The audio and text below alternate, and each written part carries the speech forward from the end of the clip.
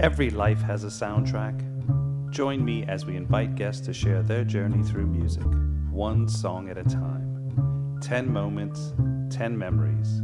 I'm your host, Sean, and welcome to 10 Tracks. Are you ready?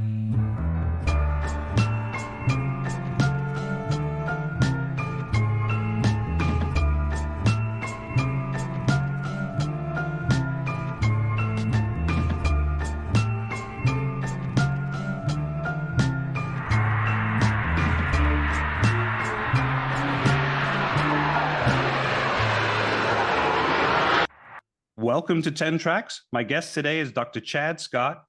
Chad's a therapist, author, and lifelong Iron Ranger from the northern Minnesota area. Over the past 25 years, he's worked in mental health and taught psychology, helping people build resilience and meaning in their lives. His personal journey has taken him through both triumphs and hardship, including a liver transplant, and at the end of his marriage, experiences that shaped his perspective on healing, growth, and survival. Chad, welcome to 10 Tracks. Hey Sean, thanks for having me on. I love your angle of your podcast and how you look at all, the most meaningful songs in a person's life and I'm excited to share mine. Thank you. It's great to have you here. I do want to talk about your book that just came out, Beyond the Darkness, and learn more about this. I think that you've coined a phrase that's called dark tourism. So I'd definitely love to know more, and some of our listeners who are not familiar with that to understand. But from what I understand, you go to places that have very much a special meaning in terms of things that have happened there, or that could have been something through history that has usually tragedy. But you've kind of found a connection with that, which also creates some healing. Yeah, so I did not coin the phrase. It was actually coined by researchers in the 1990s over in the UK. Okay. And so what dark tourism is simply, it's places of death, disaster, suffering, and the seemingly macabre.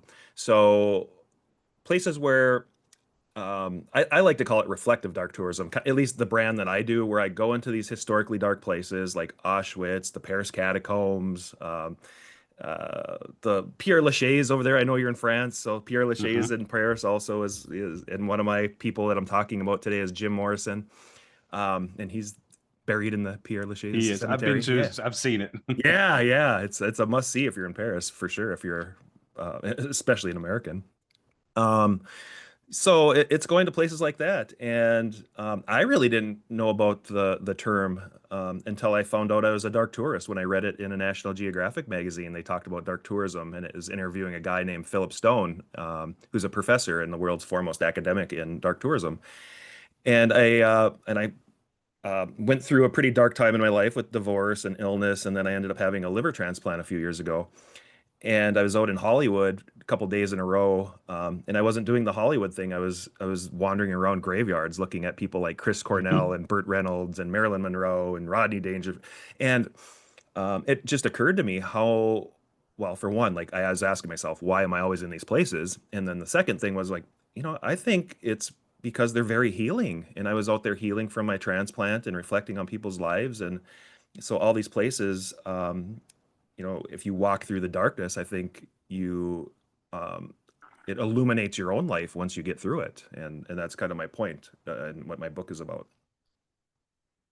Well, and then we've also your tracks have a special meaning to you, which also could reflect some of the areas that you've done in your writing and etc. But maybe we should get started with track one. This is Billy Ocean from 1985, When the Going Gets Tough. This was also used in the film Jewel of the Nile. I think it was from the soundtrack. Oh, really? Okay, that's really interesting because that was one of my favorite movies as a kid, and I didn't realize that. Oh, interesting. Yeah. Okay. So yeah, there's another layer of meaning to that. That literally was. So I above all, I'm an explorer. I love to explore things. I love to explore the mind, and I love to explore places around the world. And I love if you can combine those two. And I think that's why dark tourism has appealed to me so much. But when the going gets tough, the tough get going. So that was one of my mom's tapes when I was as a kid, and we would drive Mm. around, and and she'd always play the same tapes, and so my first two songs are directly related to sitting in the back seat of my parents' Astro van or whatever they had, riding around, listening to music, and I reflected on that song because it was just such a powerful song, and at that time I was a kid, and it's like I never had to deal with anything. I mean, what was tough for me back then is, not getting enough playing time in hockey or something as a 5-year-old, or I didn't deal with anything. But I oftentimes thought about things. I was always a thinker, and it's like, okay, what is my future self going to have? What troubles am I going to have? Even like thinking about when my parents die, and that's the kind of stuff that maybe a kid will ponder once in a while. And um, and fast forward many years, I've gone through a lot of darkness with illness and transplant and divorce and alcohol abuse and things like that. And I would reflect back to that song, so I can play that song. And the song is just a quintessential '80s song, saxophone, um, and it's kind of a corny song, but he's a really good singer, Billy Ocean, and it just it conjures up some grit in you, and that's why I love that song so much. You talked about your transplant. Tell me a little bit about this. This is something in 2000. When was it? This It was a year and a 2008. half ago. March of 2004 is when I ended up having my transplant. Okay. So interesting enough, 2 months before I had my transplant, that's when I read that National Geographic article, and it talked about all these different places. Like, oh my gosh, I was just in Auschwitz like 2 weeks before that, and I was in Berlin, going to all the dark tours and places in Berlin, and he was talking about those same places, and it's like, oh, that's when it occurred to me that I'm a dark tourist. So yeah, so I ended up having liver disease. I knew about it for a couple of years, and when I was diagnosed, so people take care of your livers because when I was diagnosed, it was already too late. My very Yeah. first warning was a call from my doctor saying you have severe cirrhosis, and the symptoms you're having are end stage liver disease. So that was a 2 year, you know, I wasn't waiting. I didn't know if I'd need a transplant or not for those 2 years. They thought maybe some of it would get better if I just took better care of myself, and I had already quit drinking, and that wasn't a major influence. I had a lot of autoimmune issues going on, and it was a combination of things that really overpowered my liver. But um, and I had a couple years where I did a lot of traveling, a lot of dark tours. Thought I had liver cancer for about 9 months, and did hit some bucket list things like Jerusalem and the pyramids in Giza, and so I did some of these things that I've always wanted to do. And and I started getting better actually. And then when I was in Oslo, reading that article, that's when the bottom came out from underneath me, and a month after that, I was on the transplant list, and a month after that, I was given a transplant. Wow, that's incredible. But Yeah. you started kind of down this. You were already looking at special locations and places that have that kind of dark tourism type of feel, like you said, like Auschwitz. You've been to. Did you put a Mhm. connection to that, or was it just like people go there? I think a lot of people do look at it as a sub reference site and will go there. But is this Mhm. something that you had put in towards this, like connecting healing to these types of locations yet? No, no. Interesting enough, that it didn't occur to me till probably after my transplant. Literally, when I was in these graveyards in Hollywood, it didn't occur to me that all these places were so healing. And I was looking back at, wow, they really came back. So, for example, I was brought down to the University of Minnesota to get a transplant, and for one reason or another, it fell through. And I remember just that feeling I had of this just profoundly. At that time, I was getting really sick. The sac around my lungs were filling up. I could hardly breathe. I was turning yellow. I didn't know if I'd live or die. Like, can I make it another week, another day? I mean, I didn't know how long I had. Wow. And um, and I reflected back onto some of these dark tourism times. And I think when you go into dark tourism and you go in with such reverence for the things that happen there, and you really try to be as empathetic to what happened and what the people went through, um you sort of feel like they didn't die in vain, and and they sort of pass the torch to you in a way. You feel like you're living their story a little bit because you get these little reflections when you're in those places, and you don't feel as so alone in your own darkness. So I remember thinking of the people coming to shore in Normandy, and their job was to fight on, get to the beaches and fight on, and they had a delay, and I had a delay, and so I found some parallels. I'm not comparing myself to them, but I found parallels, and in those parallels, I found strength to my own healing, um, and I part of the reason my marriage fell through about 8 years ago is because of my anxiety. As my autoimmune issues, as anxiety, she's going through her own hard time, and I absolutely failed. And after that, I started drinking a lot, and that certainly didn't help my liver, which I at the time didn't know I had a liver disease too. But um, through my dark tourism experiences, though, I think they really taught me how to be a tough, resilient person, and living the life of a stoic. Um, and I think they just kind of teach you to be a stoic, Hmm. which I used to think of a stoic as like, oh, John Wayne, he's stoic. He's, don't mess with me, and the only thing the only emotion he would Yeah. show is anger. And once in a while he'd crack a smile. And that's not what stoic is. I used to just try to stuff my emotions. And what I found out is, okay, if I can do something about it, I'll do something about it. And if I can't do something about it, I have to accept it. And as a therapist, I would teach that to people every day, but I wasn't living that in my own life. And I think going to those dark places really taught me to live that in my own life. Mhm. It is. I think you touched on an interesting point because you mentioned these locations in these places. There's a lot of for people to see those. There's a lot of remembrance. Yes. I've been to, the U.S. cemetery in Normandy. I've been to the Yeah. U.K. one, and it is so powerful and so overwhelming when you go there and you see Yeah. it because Yeah. you see of all these people and these lives that have sacrificed something. But it's we shouldn't forget, and I think that's Right. why these things are important. But it does have a special place. So making that connection, there's a lot that people should. Um, it will make us remember so that we don't repeat some of the same things that we keep Well, doing in the work too. okay, so I don't want to get too political here because I No, know no, that's of not course your, not. I know you don't have a political podcast, but you go to Berlin, they talk about the Nazis and how they came into power. You go to the Topography of Terror, which is it's a museum, but it's right on the site of the Gestapo and the SS headquarters. And it Mm, talks about how they took over the police forces in certain towns, and how they burned books, and how they tried to suppress all the voices of people. And then all of a sudden they started arresting political opponents, so it was really kind of insidious how it happened.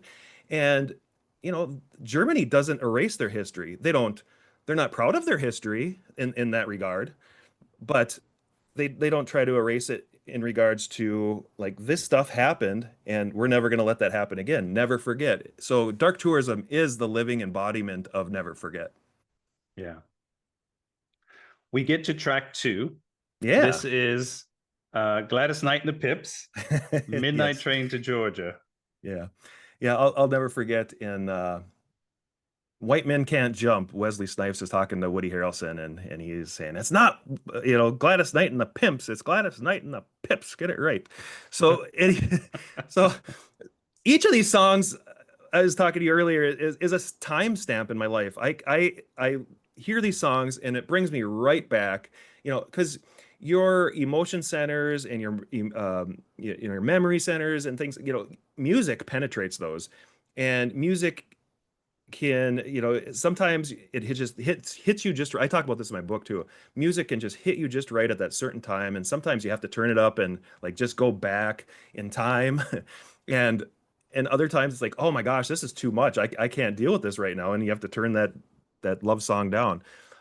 Gladys Knight and the Pips is one of those songs for me, where or Midnight Train to Georgia by Gladys Knight, and it's um, I remember as a kid, again, sitting in the back seat of my car thinking about, gosh, I hope one day that I have a love, like somebody loves me like that, where, that they would rather live in my world than live in their own because they love me that much.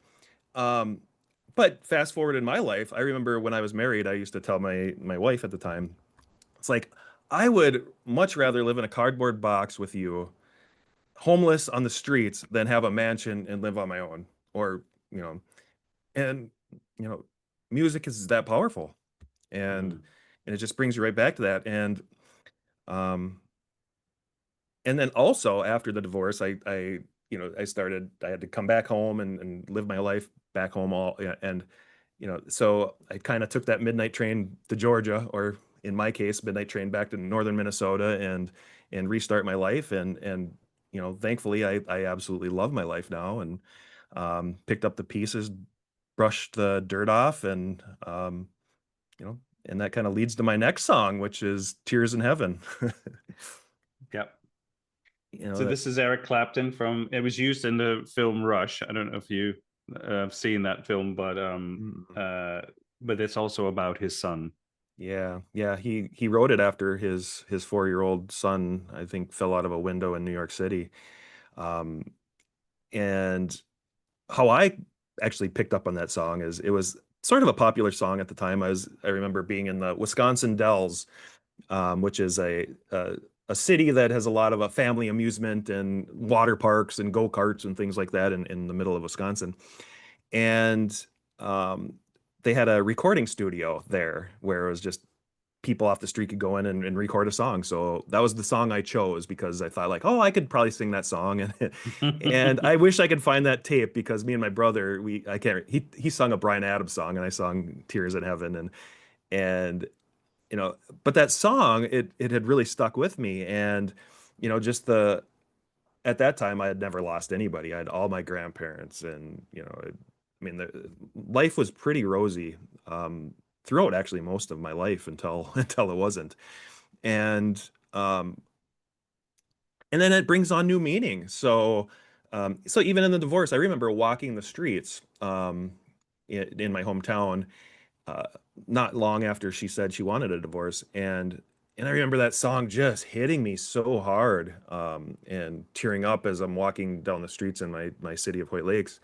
And and it wasn't even about death; it was about losing a loved one in divorce. And so I guess what am I trying to say?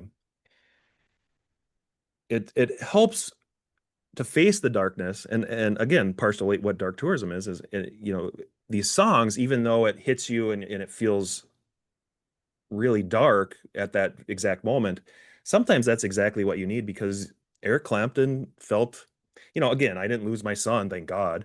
But you know just hearing other people that have been in profound grief really is healing for yourself. And I think that's where Tears in Heaven can really play a part, and if it hits you right. Yeah. Um, when you wrote the book, was this a sort of healing for yourself, but also to kind of share this memoir about the places you've been and what you've experienced and kind of how they've impacted you? Yeah. So, like I said, I kind of had that eureka moment in Hollywood, and thought about like, so I'm a mental health therapist, and by trade, I've been doing it for 25 years, and I'm an educator, and I just want to help people.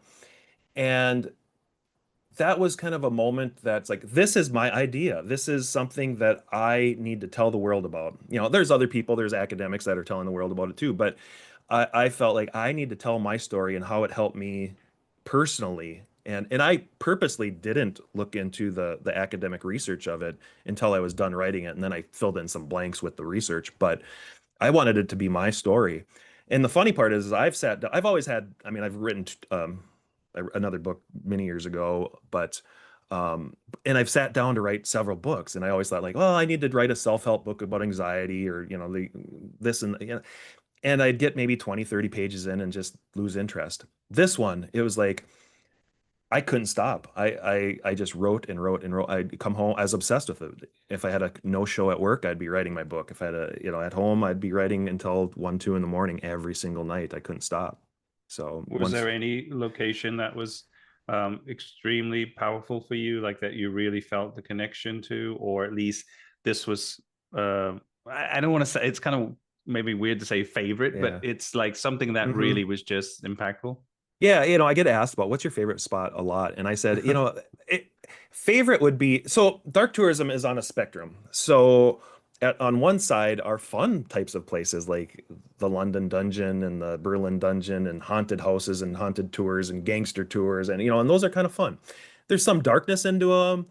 For example, one of the places where I felt stuff was at the Lizzie Borden house where she back in the 1800s allegedly um, axe murdered her parents, Hmm. and it's supposed to be one of the most haunted houses in the world. And I slept in Borden's bed, and Okay. yeah, about 3 months ago, I think, is when I was out there in Fall River, Massachusetts.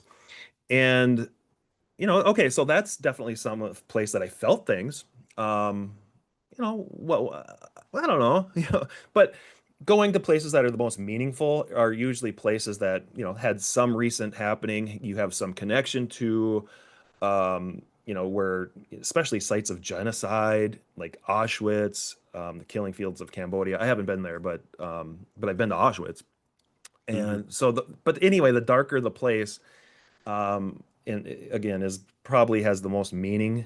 Um, so Hiroshima was one that just knocked my socks off because as an American, knowing what we did to a civilian population, and then hearing those stories, it's not firsthand, but it's about as close as firsthand as you'll get. Walking through with Japanese school kids, reading about what us Americans did to them.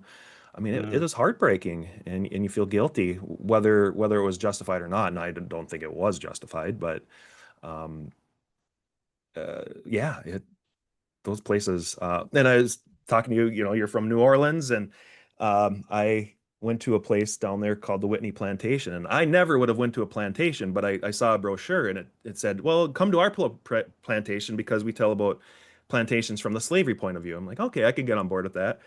And I went there, and again, it was a life-changing experience. So I think each time I've gone through any of these, especially the real darker places, the more life-changing they are because you feel again you're the living embodiment of never forget, and you're carrying their torch Mm. for them, and they didn't die in vain because you're living their story and you're reading about their story and one of the things with the Whitney plantation, they talked a lot about children. When I think about slaves, I'm thinking about Django. I'm thinking about adult men. There's women and children, that, yeah, I knew about it, but until you're there and you read the plaques and you see the memorials and you're standing, I call it hallowed ground. You're standing on that hallowed ground, just the same as I've been to Jerusalem and, or in the Vatican, but that's hallowed ground too for people that are religious. And I'm, I mean, I grew up Christian and but I would say you get a lot of those same types of reflection. Like, what's the meaning of life? What's the purpose of life? Where do we go after we die? I mean, so you have those types of reflections when you're going through those places. Yeah.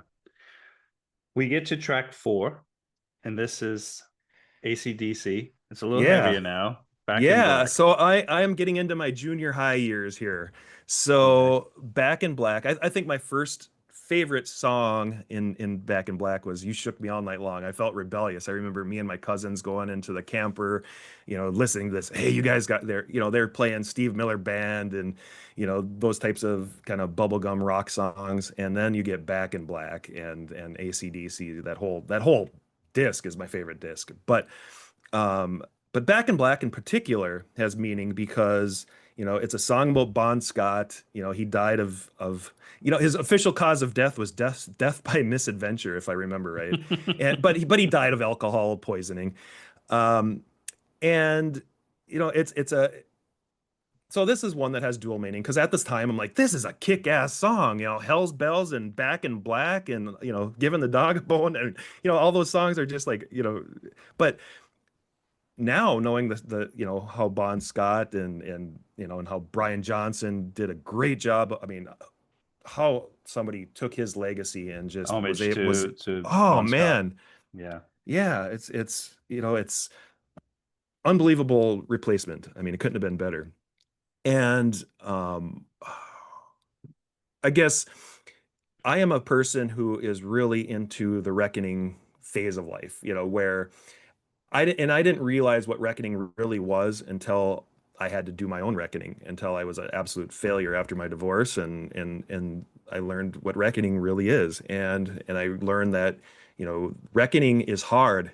People who stay in their comfort zone, their world gets smaller and smaller and smaller, and the only thing that grows in comfort zones is depression and anxiety and things like that. And I didn't want to do that. So I started doing actually a lot of adventure tourism where I Mhm. would, you know, oh gosh, I could give you 100 examples, but I did a lot of it had to do with animals. So there's a alligator sanctuary in Colorado where, you go out there and you grab alligators by the tail, you drag them to shore. I mean, these are big alligators that are rescued from Florida and Georgia and Texas and places like that. But because of the geothermal heat there, they are able to keep them alive year round in Colorado. And you're helping out their veterinary staff to help them inspect these alligators. And so there's hundreds of them. And you're walking out barefoot into these ponds, and there's, 10, 12-foot alligators out, and you're grabbing them by the tail and bringing them to shore. And so there's somebody there telling you what to And do, this but you're is doing this by yourself. oh, wow. Okay. So Yeah. you physically went in there and this was part of a like you did you have to pay to do this? Yes. You get to pay for the pleasure. Yeah. It was about $100. Yeah. Yeah. And Okay. there's actually literally, there are fingers, just the ends of a few fingers in the gift shop. They're not selling them, but they're in there because people had their fingers bit off. Wow. Oh, okay. I, I might skip that one, but if there's anything less extreme, Yeah. maybe I'll try it. But uh, But okay. yeah, I did a lot of things like that, but yeah, that was probably my most extreme one. So that was the extreme example.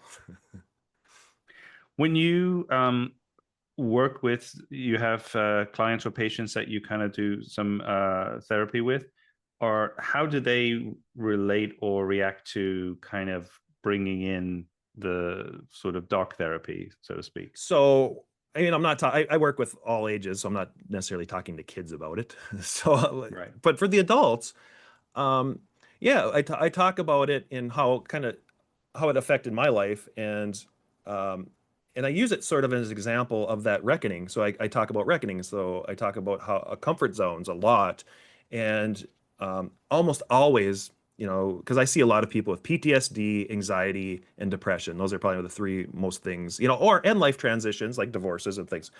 So those are the Mhm. main things that I see people for.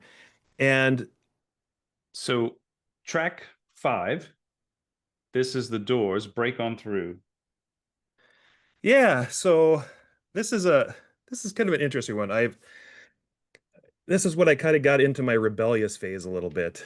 Um, Not rebellious in a way that was mean or anything like that. I was never a rule, or I should say, I was a rule breaker. I was maybe a little bit of a rebel. So we played a lot of hockey and sports, and break on through was more. I don't know. When I think of break on through, it brings me right into my little white pickup truck, my first pickup truck when I was 16. Friends driving to parties up here in northern Minnesota. We definitely partied hard, and got a little bit into smoking weed, and heading out to parties and drinking beer and chasing girls. And I mean, that was my breakthrough from, I would say that song above any of them is the song that I went from adolescence to, to being a young adult, I guess. So when I went to the Pierre Lachaise there in Paris, that's, and could stand at Jim Morrison's grave, and I write about this in my book. It's like, thank you, Jim. You gave me a lot of good times. I mean, just hearing the Doors brings me right back to my little white pickup truck. Um, and I think too that Break On Through is, you can compare it now, like looking as an adult at that song. Um, it's breaking through comfort zones. It's not playing by the rules. It's, living the life you want to live. And you know, it's independence. It's freedom. I think Jim Morrison had that sort of where he just lived his life how he chose and kind of just went on his own terms. So it Yeah. definitely has that sort of.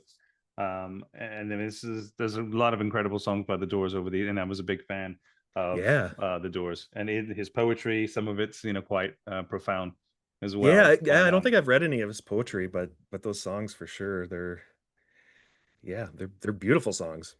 But even in this song, there's the lines where he says, "An island in your arms and a country in your eyes." I think you could just take Hmm. those out and just, I don't know, pretend that your poetry you're giving to a girl or something or whoever. Right, right. Yeah. Just Yeah. yeah, it's really nice. Yeah, and just the instruments they used compared to, I mean, I didn't grow up, when the Doors were a popular band. I mean, they're still kind of popular in the not, I suppose I listened to them in the mid 90s is when I really got into the Doors.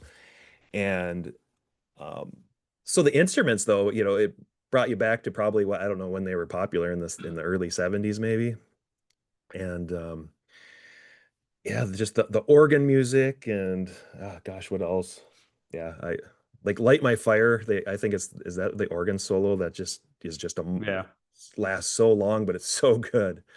yeah, exactly. And I just remember Um, listening to that and just pumping you up and like, okay, let's get to that party. Let's go chase them girls. Let's go.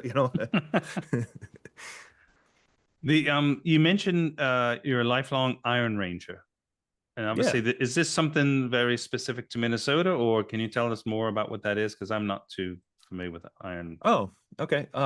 So the Iron Range, I live on the far east side of the Iron Range is in a beautiful city called White Lakes. And on the other side of the Iron Range is a town called Grand Rapids. I guess I don't know if they consider Grand Rapids part of the Iron Range, but it's about 50 miles long and and maybe 50 miles wide or something.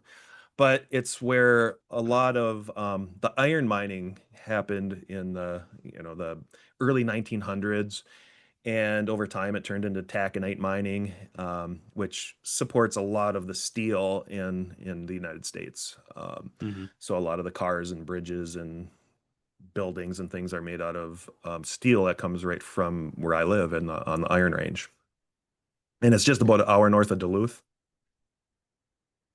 Is this something that the community is still involved with, or how is that? Just it's kind of impacted everyone. Yeah, mining is our culture. We have a unique culture here that is, such good people. They'll give you the shirt off your back type of people, but they're gritty, they're tough people, they're hardworking. You will not find harder workers than Iron Rangers, but also you don't find too many harder drinkers and harder, just they're tough, tough people. Mm. And but they're loving people. So, and they, a lot of hunters and fishermen, and a lot of people that just love the outdoors here too. So four-wheeling is a big thing, and sports, and yeah. So it's a beautiful culture, and what's kind of cool too. It's you get a lot of a lot of German ancestry, Finnish ancestry. So we have a lot of unique culture here. And for example, one of the my favorite bands comes up from Upper Michigan, and Upper Michigan is very similar to us.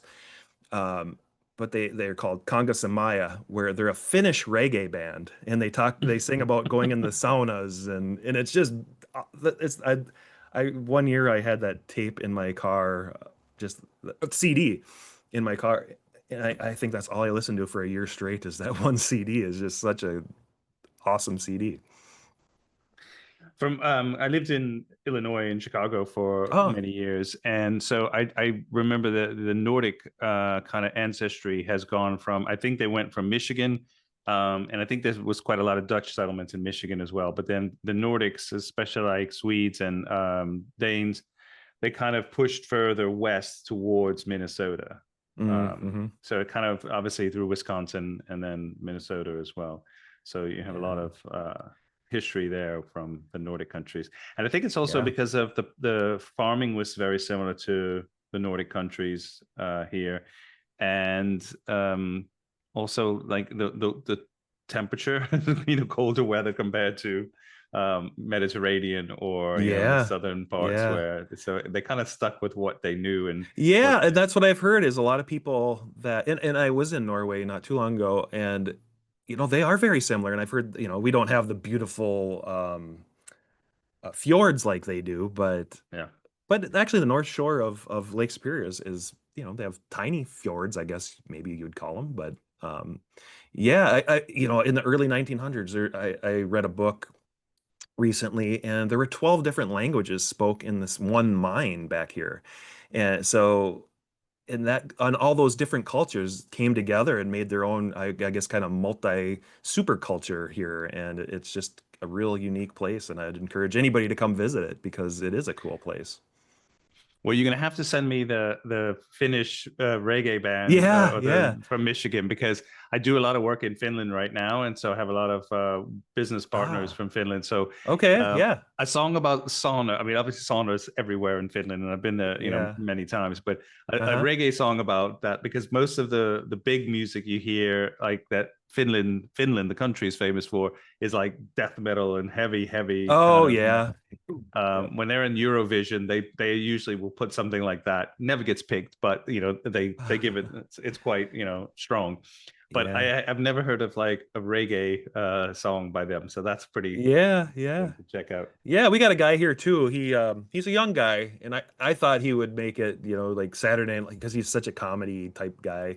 But his name is Steve Sakala, and he's a one man band, and he plays like 10 instruments at the same time, and he's just a goofball. And he's very ethnic, and he yeah, he sings a lot about everything Finland.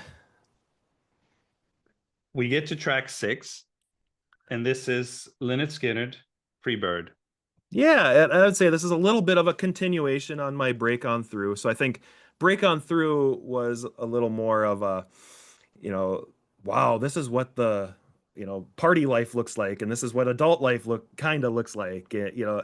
Freebird, my first meeting with Freebird, I'd probably heard it before, but when it really became one of my favorite songs and one of my most meaningful songs is my friend Andy who became one of my college roommates and things. So we've been close, and I see him every once in a while still. And I remember we went to the high school hockey tournaments in Minnesota, the state hockey tournaments, which is a big deal, but it's nothing but a big party.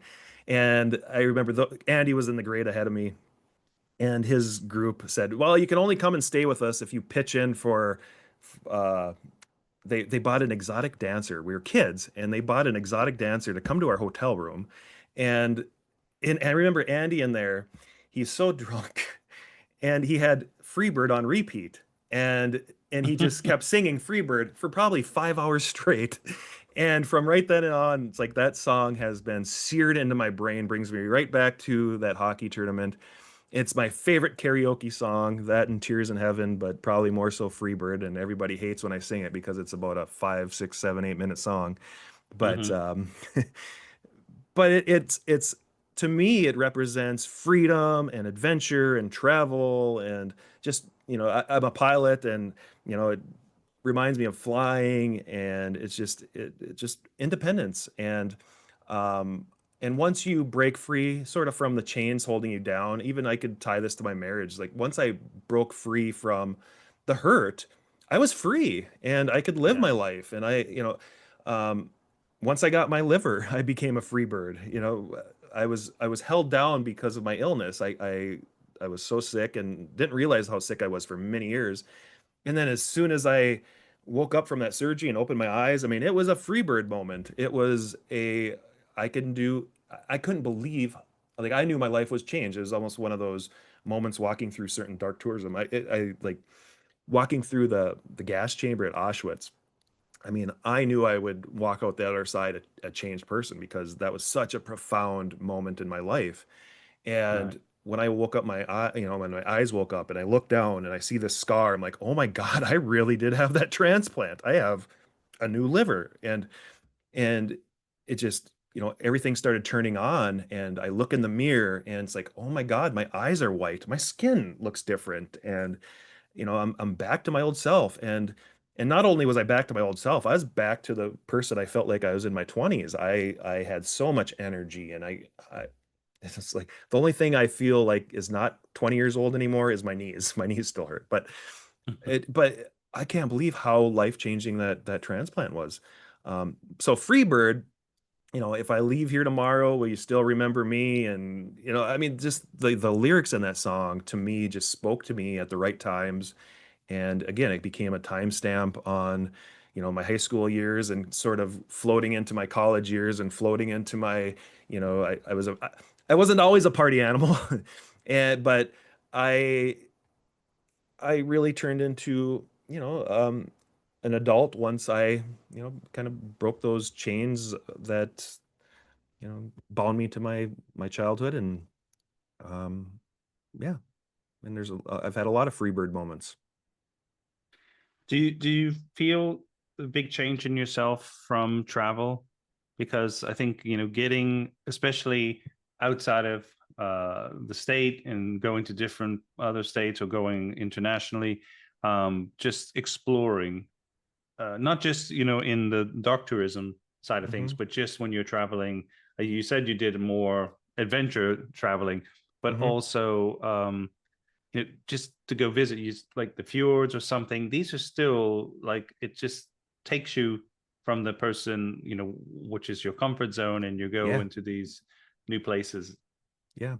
You know, uh, Somebody reminded me actually of this of last night, where when I've gone through hard times, I've always jumped on an airplane and traveled. And I think traveling can be so healing. I remember, so I've had two really significant relationships in my life, my ex-wife and my son's mom, who was before that, and I was with her for 7 years. And when we split up, my son's wife, or my son's mom, um, I remember one of the most healing moments being when I went on my very first, solo trip. I went down to Florida, hung out on Cocoa Beach, and did a lot of, I think I was 25, 4 or 5 at the time. And that was my first real independent travel experience. And I think from that day on, or that trip on, I have craved going to places. I love traveling alone. In 2 weeks. I'm going to be going to Kenya and Tanzania alone, and I'm meeting up with a group there. But we're taking tents and going into the Serengeti and the Masai Mara and setting up tents, and so kind of getting to your point is travel forces you to get out of your comfort zone. So I get a lot of Yeah. people with anxiety disorders and things like that, you know getting out of their comfort zone might be going to the grocery store. It might be, driving an hour and going to a mall that they haven't been to in a while. Or, it doesn't have to be going across the other, to Africa and going on a safari. But, getting out of your comfort zone and travel is one of the best ways if you can afford to travel Mhm. because I what I see also is people that don't travel, they become kind of, they don't understand the world. They don't understand the world from a 30,000 foot level. They only see what the world looks like from the ground level. And when you experience different cultures, different foods, different people, you realize that we're all the same on the inside, even if we dance a little different or, talk a different language, we're all the same and treat people like people you know, and love wins, I guess. Absolutely. And Yeah. music has always been that bond between different cultures and countries. Yeah. You can have the song that no matter, I've met people when they hear I'm from New Orleans, first thing they do is talk about jazz or this or that, and it is an icebreaker sometimes, but it does Yeah. bring people together. So You know what's there's cool so many is, ways. and you'll appreciate this if you haven't been there, is have you been to Central Park in New York? Yeah. Yeah, so you go find the strawberry fields and John Lennon's memorial there, where on the ground they have this circular, and it says Imagine on. I don't remember exactly what it says on there, but it has the word Imagine on there. But you have all these people, hippies to whoever is there, all the different colors of the universe here. I mean, of that people, and they're there just loving each other, and it's such a beautiful. I mean, one of the most chilling videos I have is just being there taping a musician and just taping everybody else around there, just like people. It's just so much love, Yeah. and travel does that, and yeah, and that is one of the meccas, I think, if you are a music lover and just want to absorb love, go to Strawberry Fields and memorialize John Lennon. We get to track 7. This is Bob Marley and the Wailers' Redemption Song. Yeah. I got into this just because I loved Bob Marley, but I didn't realize how much meaning this song would have. It's just a great song. It's a pretty song. It's a Bob Marley song. Bob Marley, I loved reggae, in my early, mid 20s is when I really got into reggae, and Bob Marley's king of reggae. Just the Rastafarian Mhm. and the message of love again. Acceptance, love. But this song in particular is, when you see how much love is in the Jamaican culture and the reggae culture, um, but also how those a lot of the same people were, ancestors of slaves, and then this redemption song is about breaking free from slavery, and especially the line that I love in this song is emancipate yourself from mental slavery. Nothing but yourself will free your mind. And I used that exact quote. I went down in 2004. I went down to Florida after I went down with the Red Cross, and they had the biggest Red Cross deployment in history at that point, pre-Katrina. And there was a lot of Jamaicans where I went to, and I would remind them of that line, and they would be like, "Yeah," and that's really what it is. Is like they had everything wiped out, their homes are flooded, Mhm. and it's like again, it's the embodiment of sort of that stoicism where it's, Nelson Mandela talks about this when he was in prison for, 20 whatever years, is, you're only a slave if you allow yourself to be a slave in your mind, or a prisoner of your own mind. And we do not realize how much we can overrule our emotions by the way we think. And we're not a product of our emotions. Um, we can be if we let our emotions take over, but we can overthink our emotions and downregulate our emotions by the way we think from our frontal lobe. And I think that's really what that song speaks to is, you know, we don't have to be slaves of whatever, I mean, he might be Yeah. literally talking about slavery, but how that applies to modern day life, it applies just the same is, we are not slaves to what's going on around us unless we allow it in our thinking. Yeah, I think you're absolutely right. Slaves to your conditions. This is something that people can break out of that and excel and take something that might seem like this is where I started, this is where I'm going to have to stay. This is my complete story, and you can Yeah. change that. Yeah. And so he definitely. This actually was written in 1980, and I think he passed in late 1981. Yeah, it So it sounds was about a, it right. was Right. it's Yeah. it was right after. I think it wasn't much before when he wrote this song, but it's Yeah. definitely probably. I mean, I love a lot of Bob Marley's, for his lyrics and what he says. But this probably is the most touching for me. It always, Yeah. something I would come back to more than his upbeat ones for sure, Yeah. just because Yeah. of his voice and what he says. And um, I think this is that line. It's a great lyric you just mentioned, emancipate Yeah. yourself from mental slavery. I think he kind of borrowed that from Marcus Garvey. It was from a speech or something that Marcus Okay. Garvey. So he kind Okay. of but made it into what is part of the song. So it's Right. incredible. Right. Right. Yeah, it's certainly not his idea because yeah, I mean that idea I'm sure has been around for millennia, but tying back to probably some of those actually Stoic philosophers, Marcus Aurelius and Seneca and people like that. I'm sure they said the same exact thing back then in their own language, but Bob Marley made it relevant to 1980 and to Mhm. today. So Yeah, it's still today yeah, for sure. yeah. We get to track 8. This is and I wasn't that familiar with this song. I know who he is, but Hmm. Jack Johnson. This song's called Breakdown. Yeah, and I think Jack Johnson was just me, needing to find somebody else that spoke a lot like Bob Marley. So he hits a lot of the same chords as Bob Marley, except he's an island guy. He's from the North Shore of Hawaii, Oahu. Um, and it's a real, you know, again, he speaks a lot of love and tolerance, and his melodies are just beautiful. It's not reggae, but it has a lot of mandolin songs, so it has an island flair. Um, so Breakdown in particular, it's not necessarily my favorite song of Jack Johnson's, but I think it is also the most meaningful though. Like just like all my songs, it's more based on meaning than what are my favorites. And and it's still a great song, but he is on this train, at least the way I envision it. He's on this train, um, and he talks about needing it to slow down so he can get off and walk around and see what there is to see. Life's just a melody, and it's basically finding peace, not being in a rush. Just you don't have to have everything, and it teaches um, patience and again tolerance, Mhm. and those types of values are what that song speaks to.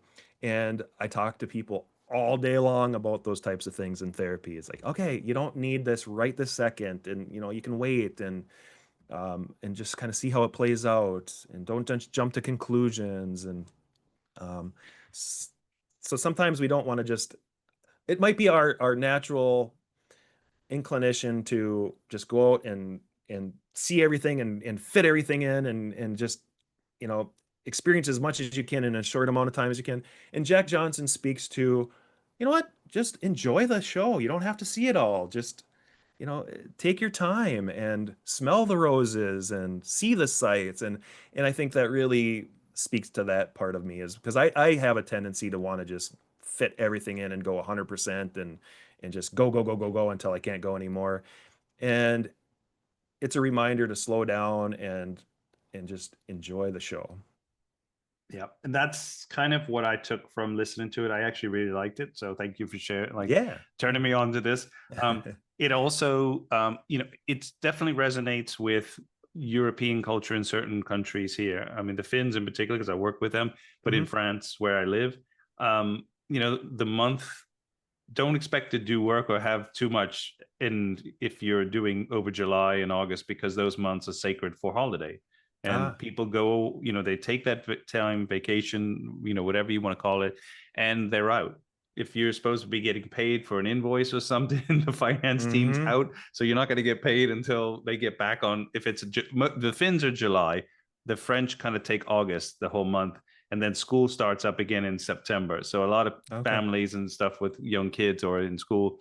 So August is pretty much just don't expect anything because we're off, and you're just wasting your time.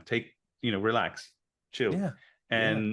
And I think that is something that I don't want to bash fellow Americans, but they don't really take that real Right. break. I have friends who have Well, really I'll important bash. I mean, jobs. I live in the U.S. I'll bash fellow Americans. Yes, we are on this bigger, faster, stronger, better. And it's not. It's not better. We don't need a McDonaldization of healthcare and of fast food and of like Yeah, for sit sure. down and enjoy the meal, man. It, there's more to life than just money and power. And again, goes back to love. Just love your life, and you don't need all that stuff. A lot of shops, especially in Italy and France and maybe Spain, they close certain times of the day. So especially I work from home, and if I'm in between calls or I need to go run to the post office or I need to go do this or that and pick up a parcel that may be left at the shop, Hmm. I don't go during 12 to 2 because they're Yeah. like, we're closed, we're having our lunch. You should do Yeah. the same and just Yeah. come back when we're open.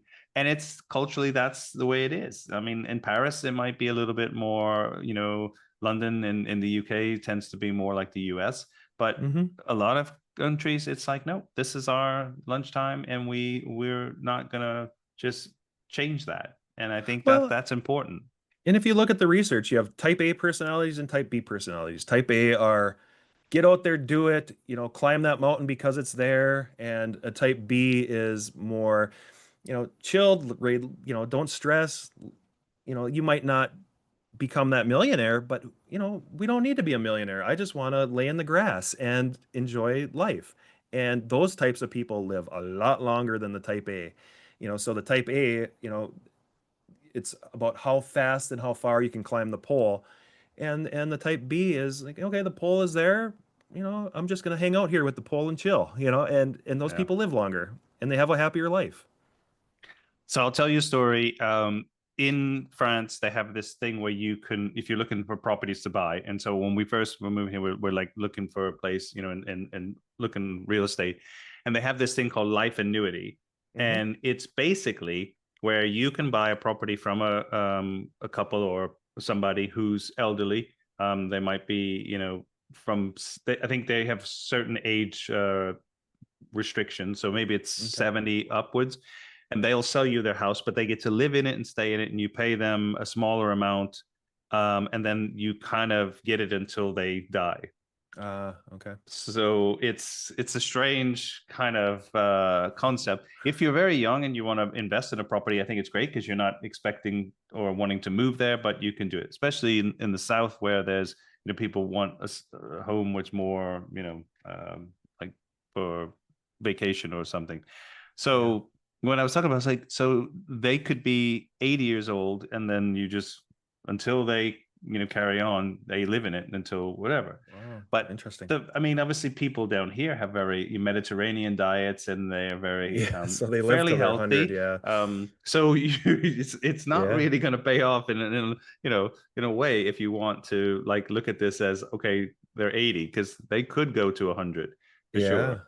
Yeah. Um, Yeah. I wonder if so that's what we have what they call a reverse mortgage. I don't know if maybe that's what that's all about, but I've never looked into it because I've just not don't need to, but yeah, yeah. interesting. We get to track 9. This is Mason Jennings, Jackson Square. Yeah, so this has all kinds of meaning to it. For one, Mason Jennings, he's from my home state of Minnesota, and actually originally I think he's from Hawaii, but he's been in Minnesota for ever now. And he has, he's actually a really good one, and he's friends with Jack Johnson. I saw them in concert together one time in Wisconsin. But so it's a lot of music about again enjoying life and just not taking everything, and he has a lot of great love songs, and so Mason Jennings is he probably could have been somebody who would have been on the level of a superstar, but instead he decided he wanted to, live his life and to not live that life, but yet he made this beautiful music that is, I mean, I would encourage anybody to check out Mason Jennings because he is the lyrics he has, especially his early stuff, and his voice is so unique. It's a much more melody. I don't know. Bob Dylan, a lot of people say he doesn't have the greatest voice, but man, he's just the way he says things. And, Mason Jennings is a lot like Bob Dylan, but has a better voice. If you don't, if you like kind of Bob Dylan, but not necessarily his voice, he's that. Who else is from Minnesota? Bob Dylan. Bob Dylan sings about the North Country and the Iron Range. He was born in Hibbing, which is right in the middle of the Iron Range. So, yeah. So Bob Dylan's from my area.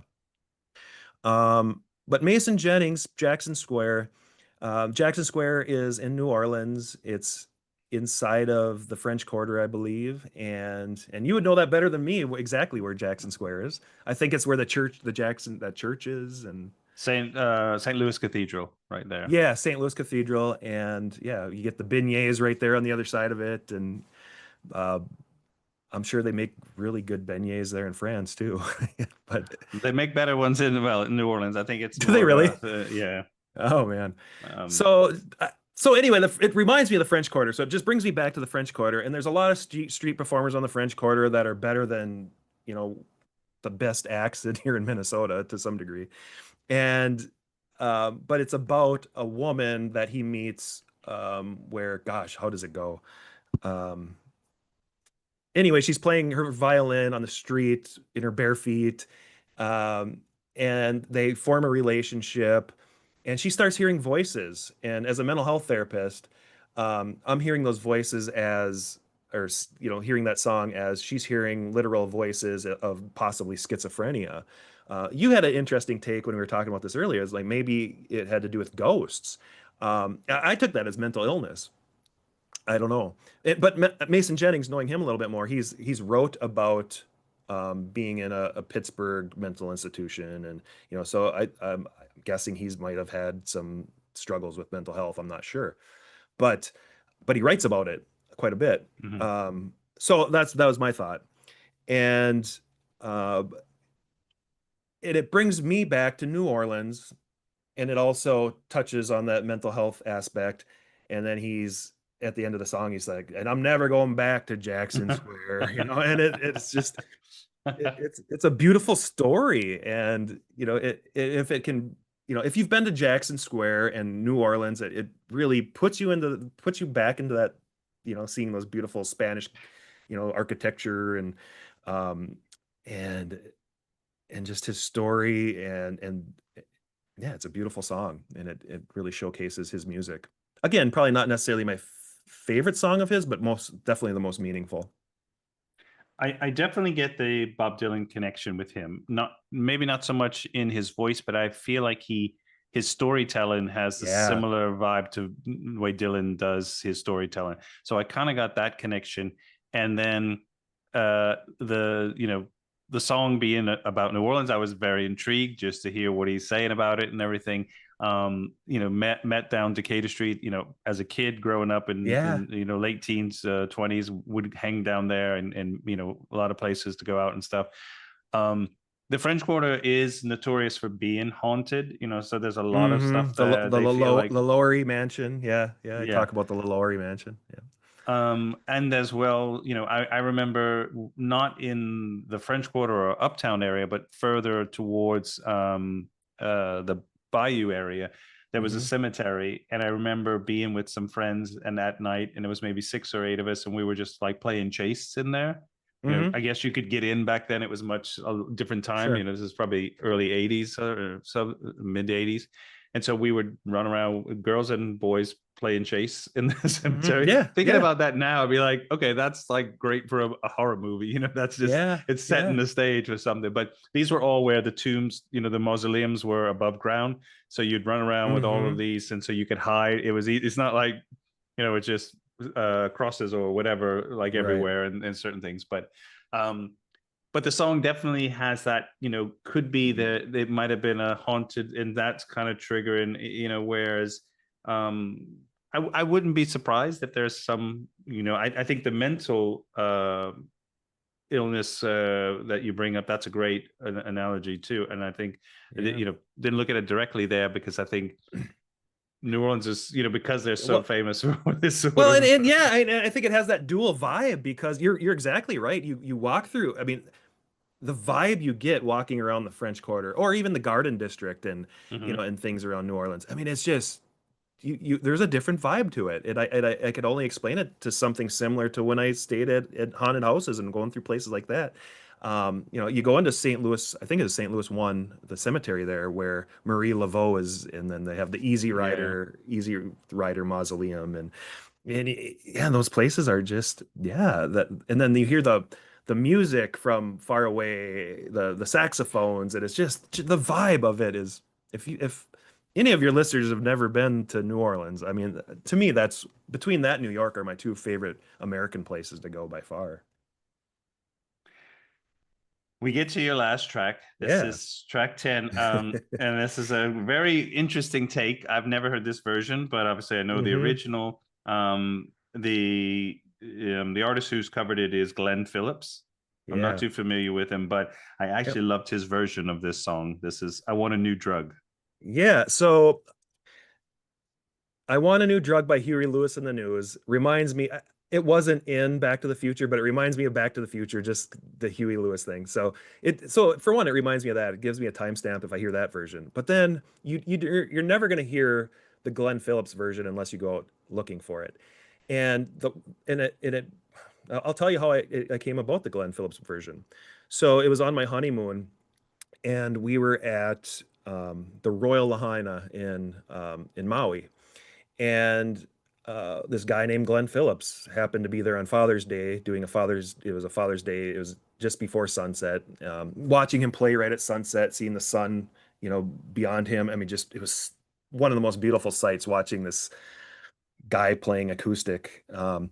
But he is also the lead singer of Toad the Wet Sprocket. Oh yeah. So, but there are only about 50 people there. And one of the guys that were there um, was just charismatic, and everybody's eyes were glued to this guy. And I talked to this guy, I'm like, man, this guy's cool, but like I didn't see anything necessarily special about him. So the next day, we were at a mall, and I saw a picture of that guy. It was in a place where celebrities did paintings, and I'm like, oh yeah, that's that guy. He was a celebrity. It was Mick Fleetwood. So I had met Mick Fleetwood, talked to Mick Fleetwood, had no freaking clue it was Mick Fleetwood, and and sure enough, he lives in Maui, and I think he lost his place during the big fires there in Lahaina. And then also, just a side note too, that same resort that we stayed in, had no idea it was the same exact resort that my parents went to on their honeymoon. I mean, there's just so many coincidences. But what I in that song though, and when he played it live, it's really good, like on the one you probably listened to. I mean, it's a unique song because he slows down "I Want a New Drug" into a chilling pace. And when he played it live, it was even much more chilling, but it still is a really good song, slowed down, and it just takes on a whole different, like, "I Want a New Drug" sounds like a fun song. This is like, Yeah. man, my life sucks and I need to find a new drug. So when I think about that now, actually being removed, I think well, it was 2011, so 14 years later, or 14 years. Is that 14 years? No. Well, anyway, however many years. But yeah, 14 years. Um, that it's been. So I think about it, you know, alcohol was an issue with me. I wouldn't, I don't know. I mean, I was probably borderline alcoholic, but it's certainly, was something that I leaned into when I was going through a hard time. Um, and then also with my wife, I would have called her a drug, and I needed to find a new drug. And so, I haven't found my new drug, but I'm no longer addicted to that drug. I'm no longer addicted to alcohol. Mm. And I think it's a hopeful song in a way too, because it's telling you, it's like you're admitting that you need to find something else and move on. And I think it's, for me now, it's a hopeful song where I can look back. It's like, yeah, I needed a new drug, and maybe I haven't found those new drugs, but I certainly am on my way to finding those, and I'm no longer stuck in that, I guess, addiction per se. Yeah. I think personally the song, this version, it almost transcends what the, not bashing Huey Lewis and the News, because I think, the song was definitely upbeat and a lot of their music is very positive and upbeat. Hmm. But I think it takes it, this version in particular, it shows you what you can do with those lyrics, because I think they are great. And as you say, you want a new drug, life. Yeah. You want something that's not what's, I think, take the word drug. It doesn't mean what, people assume it means when he says a new Right. drug. I think there's Right. so many things that people are addicted to, Yeah. so Absolutely. addiction. Yeah. But I almost could hear a version from Nina Simone, if you look at her song, I Put a Spell on You, or Mm-hmm. Put Some Sugar in My Bowl. It's kind of like that. You could make this so kind of jazzy, sexy, and his version Yeah. is still very, like you say, it's kind of got that haunting and a little slow, but still kind of gives you, kind of really takes the lyrics to the Yeah. level that they do. It gives them the centerpiece, then the whole kind of jock rock kind of Reminds me of White Men Can't Jump Again. I remember. I don't know why. I need to watch that movie apparently again. But the Wesley Snipes character says to Woody Harrelson, he said, he's talking about Jimi Hendrix and saying, "You can't just listen to him, Jimmy. You got to hear Jimmy." And that's what that does to Huey Lewis's song. It's like that's a beautiful song that you listen to, and it's like, I want a new drum, and it's a foot tapper. But then you get it slowed down by Glenn Phillips' version, and you absolutely hear that song, and it yeah. penetrates you where Huey Lewis's might not penetrate you. This penetrates you. Chad, what's next? Like, what do you feel there's a follow up to what you just wrote in, or is there something further that you want to expand into this area that you feel could be healing and also important for people? Yeah, I think I don't know. I mean I'm gonna keep going to these dark tourism places. I mean, that's just in my DNA. Is I there anywhere just on the list that's uh like next or special one that you were going to go? you know, I so when I'm out in Africa, I'm really close to the Uganda genocide memorial. So I might make a trip there. There's also the Lions of Savo. So in New York, they have the taxidermy, actual literal lions that picked off, I think there were 30 to 40 people that were back in the 1800s where they were picking off. So these lions would take people one by one and at night and eat them. And Mm. so they finally killed them, this General Patterson or whatever, Colonel. And but anyway, that actual man-eating cab or resort is there, so I might make a stop there. So those two places I might go. Um, but there's many places. I mean, I don't know. I guess I don't Have have one you that's right on my list. have you ever thought or have you ever been or will explore an abattoir? A what? An abattoir? An abattoir. What's that? I'm not sure. So where animals are brought to be killed, especially like cows and um Oh, yeah. I have. That's actually kind of my something I want to see, but something that I also am scared to see when I go to Africa is see a lion, killing a zebra or something, or a crocodile picking off a wildebeest as it crosses the river. I I hate if there's one thing that makes me sad and sick, it's watching animals or children getting hurt. And I don't think I could ever go to a place like that. I mean, I've seen stuff on films when with these are active ones, but you have obviously a lot all over the world where they are Hmm. using. I mean, these are like cows, pigs, where they Hmm. bring them to those, and that's where they kill them and then use them for the meat. Yeah. So there's been people where I've talked to, especially people, not necessarily just animal rights, but people who are really into animals, that they can sense the fear Mm, in what they're about to, what's going on. I mean, some of them yeah. use sting things like to shock them and kill them. Others, Yeah. it's different. But there's obviously some that have been. I know that I've seen stories or read where they've had previous ones and those buildings were left. And then they've tried to use those to make it into, housing or something. And it was some people didn't want to even like build there because or Yeah. take what that old like warehouse or structure to use because of what was previously Yeah. done there. Yeah. um I don't know that I'm sensitive in terms of, picking up on actual psychic energy type of thing from that type of stuff. Um, so I don't know. Really can't speak to that too much, but I know that when I've, walked through certain places, it just gives you a different energy. But is mhm. it your own psychological energy creating that, or is it actual literal vibes from the lost souls? And for me personally, and that's why I went to the Lizzie Borden house, is like I was scared to experience something, but I also wanted to experience something. It was really creepy, and I in my life had a few experiences that I really can't explain. But um, yeah, just another example. This very room, I had a woman come in here one time, and this used to be a minor procedure room, sort of like a operating room for minor things. And she said, "Oh yeah, when I came in here, I could tell right from the energy from this room that it was giving off that bad things happen here and there's suffering in here." I'm like, really? But it's like, I don't know, it's just my Okay. office. So, uh, you know, yeah, I think for me personally, when I've gone to places and I've really reflected and went in with reverence and just took it really serious, I do feel an energy, but I don't know if that's again my own psychic energy creating that or something else.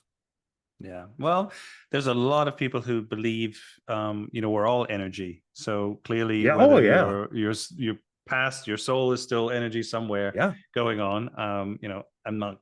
I can't comment too deeply but I do think that there's some truth in that. So for Oh, sure. I do too. I do too. I do think that, our energy goes somewhere, and but I don't know what that is. Um, just my own personal look at religion is, I think, one religion has all the answers, and no one school of thought has all the answers, and we're all just like a compass pointing to that magnetic north, which is a god, and or several gods, or what it's beyond what we know. So that's just the way Yeah. I choose to look at it. Chad, thank you so much. It's an honor to have you on the show and appreciate you sharing your 10 tracks. I say to everybody when we're done to be kind, be humble, be love. Thank you Yeah. so much. Yes. Same to you. I've enjoyed being on your show, Sean. Thanks so much. And be kind yourself. Thank you. Yeah. Appreciate Yeah. it. You're welcome.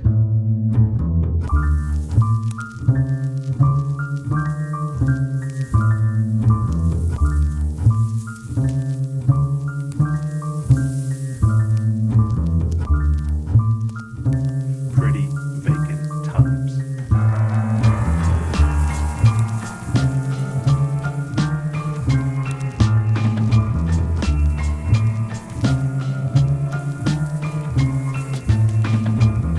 Are you ready?